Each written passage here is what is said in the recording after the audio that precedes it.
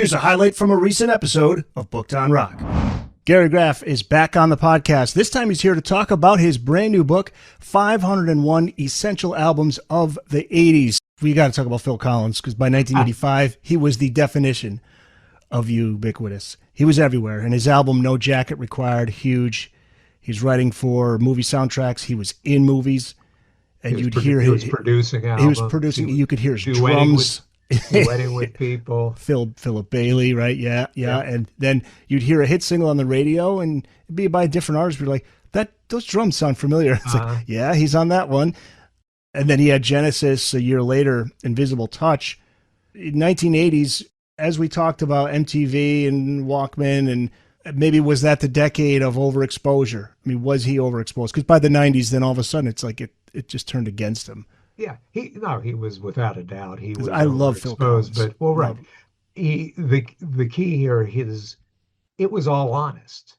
He wasn't trying to be, the constant in your life.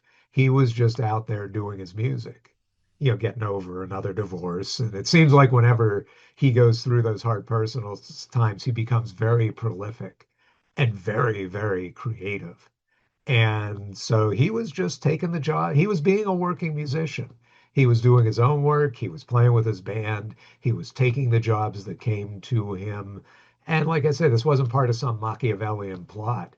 He was just being that guy who wanted to make as much music as he could. And he made a lot of really great music. Howard Jones, he was, right. He was all over the place, but I cut him slack because he was honestly all over the place.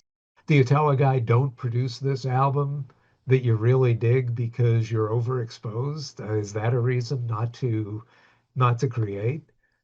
Yeah, so, I mean, why would he say no to those offers? Don't do a Genesis album because your last solo album was so good. It's counterintuitive, and the market in the 80s was big enough to handle him. To me, and it was admirable because those are his buddies, Genesis. Those were his guys. He's not going to ditch him. No, he's make an album with them. He loved being in a band still.